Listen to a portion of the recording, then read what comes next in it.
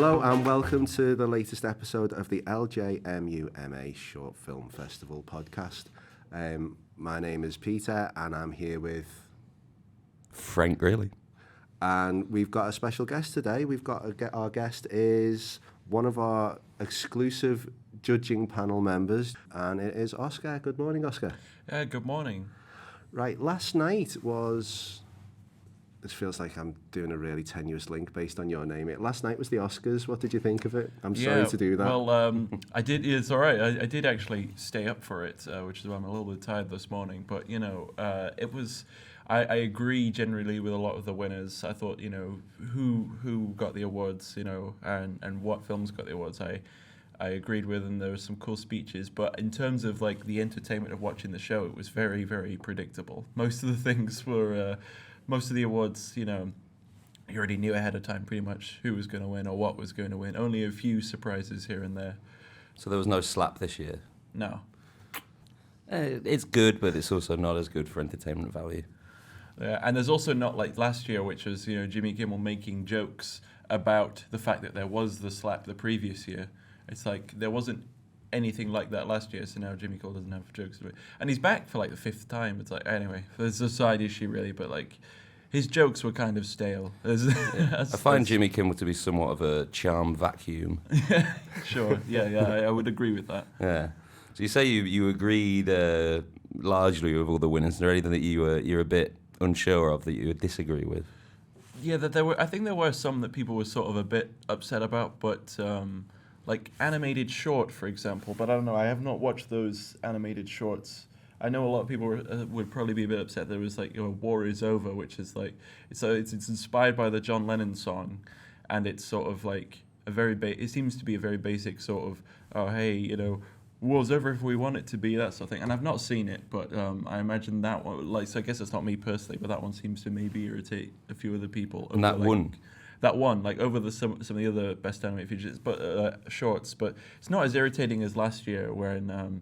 did you guys see the Boy, the Mole, the Fox and the Horse? No, I didn't. It was the BBC film at Christmas. That was the Oscar winner for Best Animated Short, which I thought it looked really nice. I thought the animation style was really, really on point, and it was very nice to look at. But then, at a certain point in the film, it just devolves into like Instagram motivational messages, one after the other. Yeah, you know what? I think I've seen stills used as just that on Instagram. I thought last year there was a film, the Irish film, that won the best short. An Irish Goodbye. Yeah, yes. I thought that was a great film. That was on the iPad. That was, wasn't it? Because the Oscars were on last night and we're thinking about prize giving, Oscar is here to talk to us about the work he's been doing for us as a member of the judging panel. First, would you like to tell us what you thought of the quality of the films overall? Obviously, you can't tell us who you've selected because that would be given an unfair spoiler. And also, what strand are you in? And well, actually, in all fairness, we're a little bit later than the other juries. We actually haven't officially voted yet for our winner. That's going to be today, though. Exciting stuff. So I can't give you away any spoilers, actually. But yeah, I'm on the fiction strand. I've seen the 6 short films have been sent over, and generally pretty interesting stuff. Some diverse nominees, a few different, a good representation of countries. There was film from Brazil and Chile, and then also France and Sweden. Not any from Asian countries. Still a good spread of countries that the films were from, I think. I think when we were programming, I can't remember many fiction films from Asia. I can remember quite a few documentaries.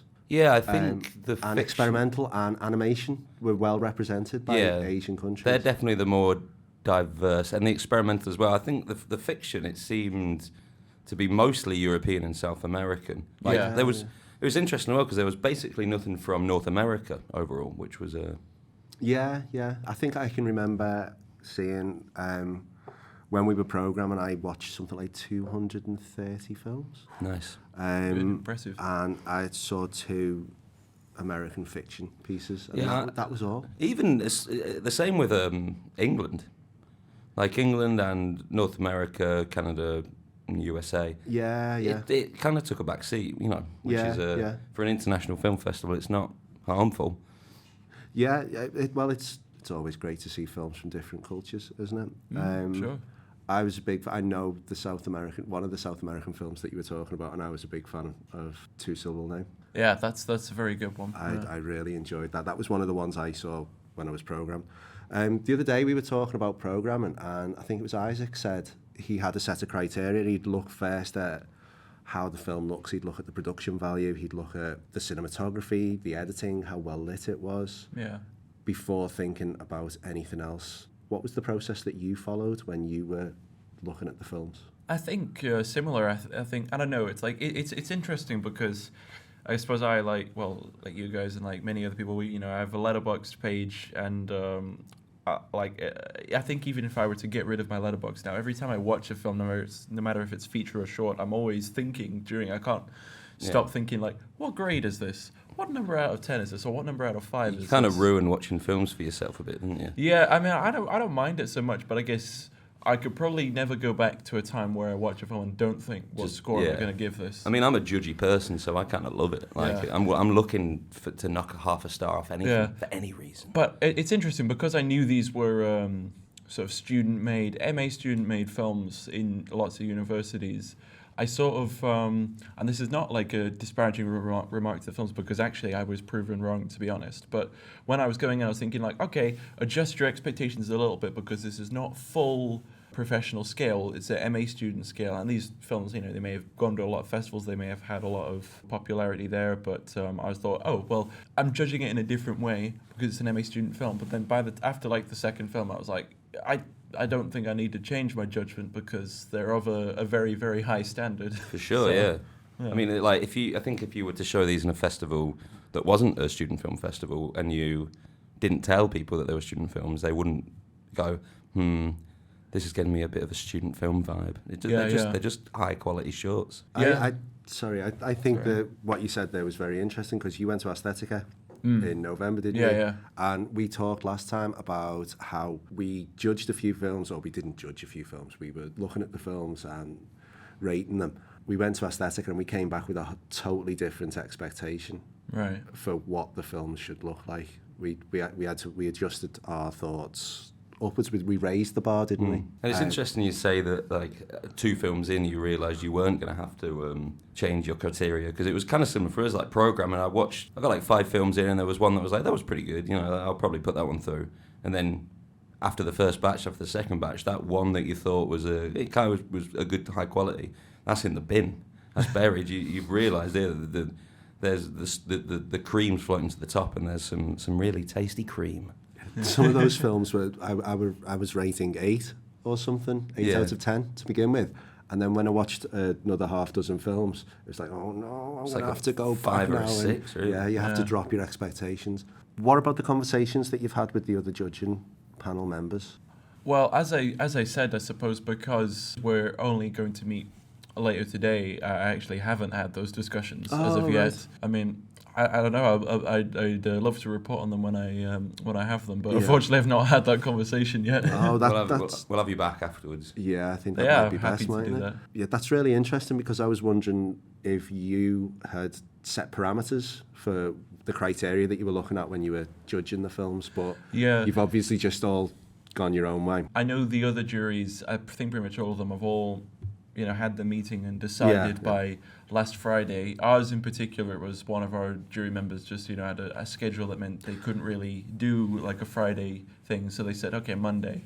And so that's where we're at right now. But I do have experience with one of the jury members in the fiction strand, because she was part of the, she is from Film Fest Hamburg. Is this Catherine? Catherine, yeah, that's right. And she's from Film Fest Hamburg, and I was very lucky a few years back, 2022, to be picked to go to Hamburg to debate the European University Film Award films. And so this is very interesting because it's sort of changing from the position that Catherine was in before, which is like she set the films for the award, she chose what we were going to watch, to now somebody else, or you guys, have chosen what to watch, and we're debating them together. So I've never, because it was very, very heated at the European University Film Awards. So are you excited to get on this call later and have a very heated chat again?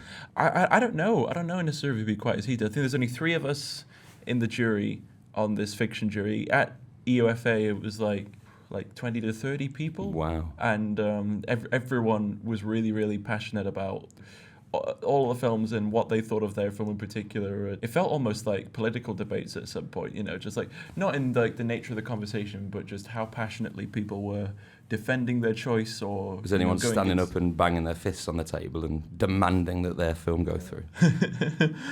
I mean, not literally, but like there might as well have been. Yeah. Do you remember what won? Yeah, that year it was EO, which is the Jerzy Skolimowski film from Poland, and it's like it's like sort of human cruelty and also kindness, but viewed from the perspective of a donkey.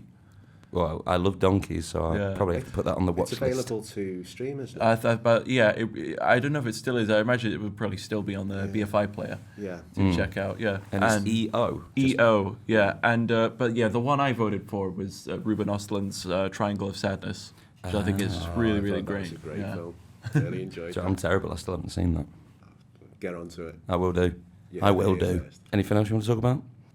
Last thing I will say, I know you asked me at the beginning, Oscars, like the whole show, like, my expectations, like I enjoyed the show for what was in the show, but I was a bit irritated going into it knowing certain things were not nominated. And I'm not even talking like sort of major snubs. Like a side thing is that I'm a huge fan of Indian cinema. Just really, really love it. All the different industries, Bollywood, Collywood, Tollywood, and so on. I was, the last year when Natu Natu not only was nominated but won Best Original Song and they performed it there, I thought maybe it would give a window for more Indian film songs to get in. The door would be opened. I know, and then this year with the Tamil film Leo, directed by Lokesh Kanagaraj, I was like, there's a really, really great song in that film called Now Ready, and I've just been listening to it like non-stop since it came out, and I thought maybe they'd open it up, but no, it it's not been in the conversation at all. It never got nominated. No, it was always I'm Just Ken and What Was I Made For? What Was I Made For? Yeah, and that's the thing. They perform all the original song nominees at the at the Oscars. Sorry, and so like Diane Warren, who like gets nominated every year with like some sort of not to disparage Diane Warren, but the songs that get picked, like she gets nominated every year, which is kind of strange, and it's always just sort of a basic sort of crowd pleasing song. I think this one was like from Flamin' Hot, which is the film about the creation of Flamin' Hot Cheetos. The guy who made Flamin' Hot Cheetos. I mean, I think there's more to it. I haven't actually seen that, but we nailed it with What's Its first time. No We don't need. need 100 different cheese snacks. Yeah, did What's Its predate Cheetos? I don't know. I don't know, but I'm going to go out on a limb and say that they do. Yeah, but anyway, that's all what I wanted to say. Essentially, Now Ready should have been nominated, and Portocalo Loading from Walter Viraya as well. Anyway. Okay, well, we'll hopefully get that message to the Oscar committee. Could you tell us what your plans are for the future? Because you're a third-year undergrad. Yes, that's so what right. are your plans when you've graduated? Yeah, I think after I've graduated, I'm not sure. I know because obviously, JMU Film Studies is, it's the undergraduate is, theory and practical sort of meshed together. And so I've done, a fair bit of theory work and like essays and got an exam coming up and this and that. And then I've obviously done a lot of practical work as well, going out and making films in a group. And I think I came onto this course sort of liking some aspects of production, wanting to continue that, and also liking a lot of aspects of film theory, wanting to continue that. And as it's gone on, I think I've sort of I've leaned a bit more towards the film theory aspect.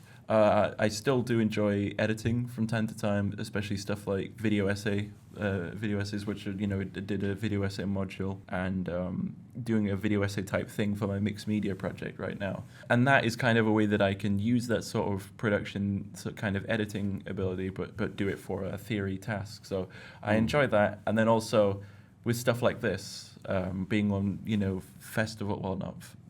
are festival jury, awards juries, that sort of thing. I was thinking maybe I could move forward to, get a job in like curating festivals or, judging panels and that sort of thing. So this sort of thing right now is, it'll hopefully be a good like early step towards that.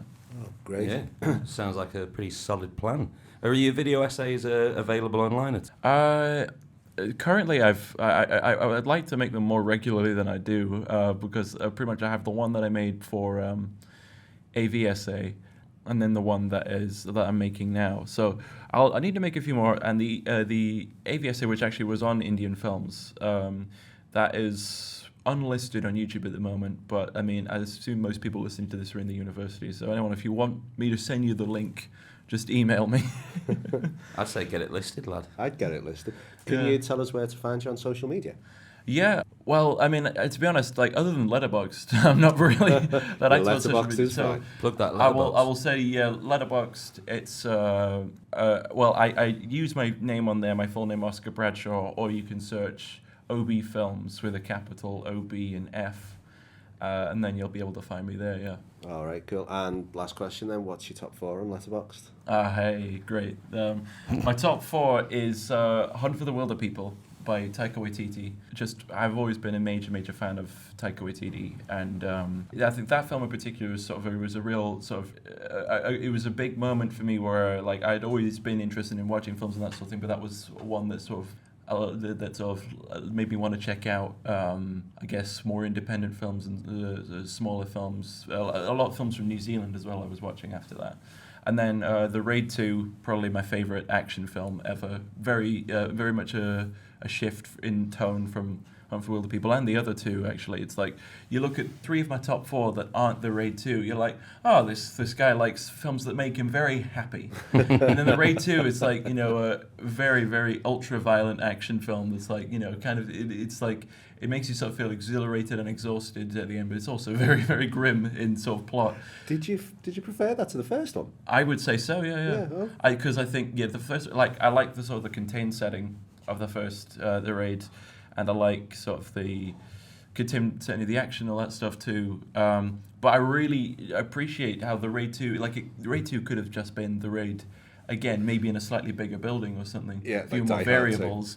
But instead, it was like this big crime saga, lots of sprawling elements going on, and it really pulled it off very well. And this, the fight scenes as well, the action scenes are even more intense, even more memorable in some instances, I'd say, than the first The Raid. Anyway, then I have 8th Grade by Bo Burnham, I think the ultimate coming-of-age story on film. Just absolutely incredible, just from moment 1 to the end, just like, sincere and heartwarming, and also very real and authentic, I think.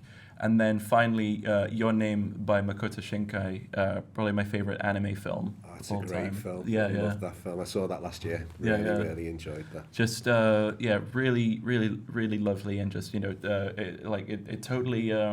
It totally wins me over every time I watch it. I'm just like, oh wow, this is just such a beautiful story that's going on here. Yeah, and the music by Radwimps. I think I feel like it's a bit. I've talked to a lot of people who like the film, but think the Radwimps music is cheesy. But I don't know. I think it fits in with that specific tone and that specific. Yeah. Do you know what? Cheese is tasty. Yeah. Nothing wrong with a bit of cheese. Yeah. Absolutely. Things are usually elevated by a slice of cheese, I'd say. Yeah.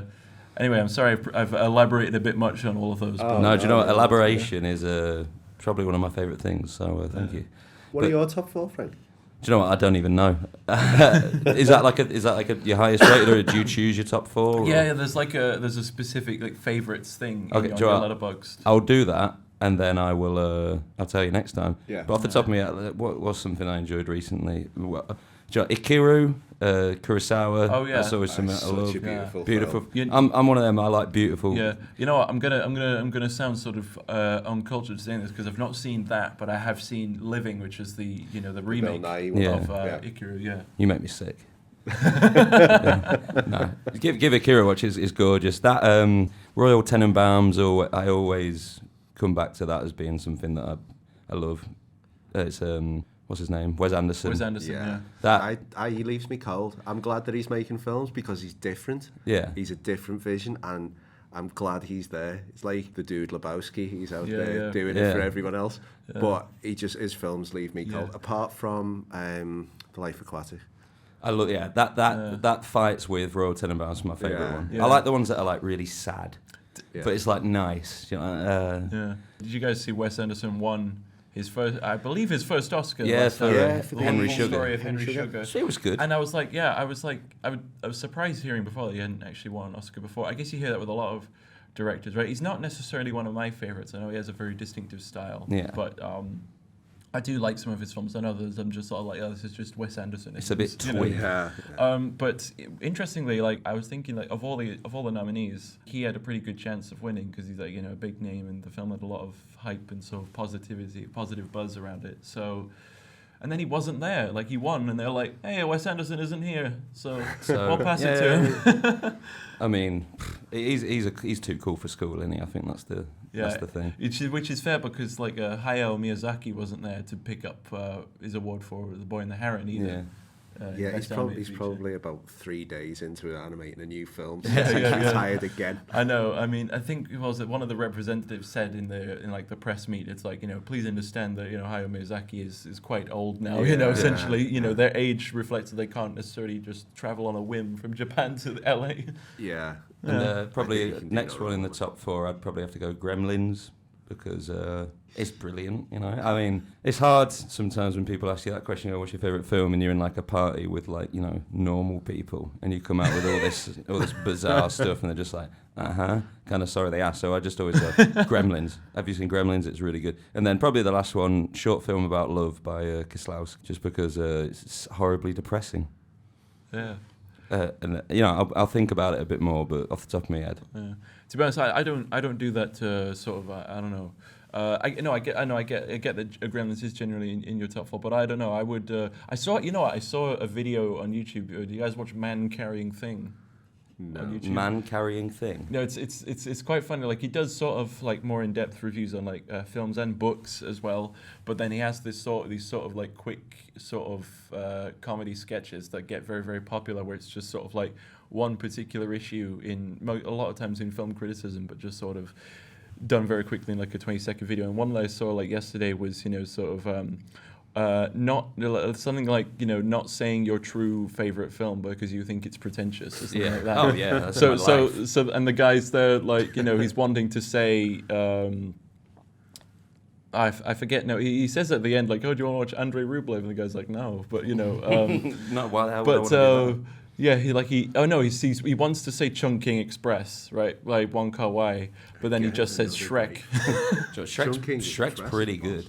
Yeah. Like again, you know, Bela Tar, the Hungarian. Yeah. Like Werkmeister Harmonies is probably up there as well. But you know, you can't really stick that on a date. That or something like Visitor Q by Takashi Miike, or just horribly weird, antisocial stuff. Yeah. On that subject, I would say, you know, An Elephant Sitting Still. I don't know if you guys have seen it. It's a really amazing Chinese film. I mention it because the director was, I believe, mentored by Bela Tar. And it's very similar. Well, I've not seen actually any Bela Tar films, but I know he's you know, very known for his slow cinema and incredibly, almost too slow. And and An Elephant Sitting Still is very, very slow cinema as well. But it's a really impactful story. If you have the patience to watch the whole thing, I think it's very, very rewarding. It is 3 hours and 54 minutes, I think, but just An Elephant Sitting Still. Hubo, fantastic film. I'll stick that on the watch list for sure. I actually met a guy in a pub the other day who was a director whose friend was mentored by Bela Tar. I was like, mad. Oh, yeah. Do you know the name Ronan Corrigan? New filmmaker. I'm not sure I do, no. I don't know what he's done. I just met him in a pub and he said he was a writer-director, and I was like, that is mental. So sound. But anyway, I think we'll call it a day there. Thanks so much for coming on. We'll probably have you on after the decision's been made, because you've clearly got a lot to say, haven't you? Yeah, sure. Thanks for having me. We'll be talking to people after the festival as well. Yeah. Don't forget that the films are available to view at LJMU shortfilmfestival.org. They'll be available from the 15th to the 22nd of March. Cheers for coming on. All right, thank you very much. And hopefully, if you guys invite me back on, I can talk about the judging panel, which obviously hasn't happened yet. Yeah, so. that'd be great. Really appreciate that. Thanks, sound. Well, see you on the next one. And, all right, thanks very much. Bye, guys. Bye. Bye.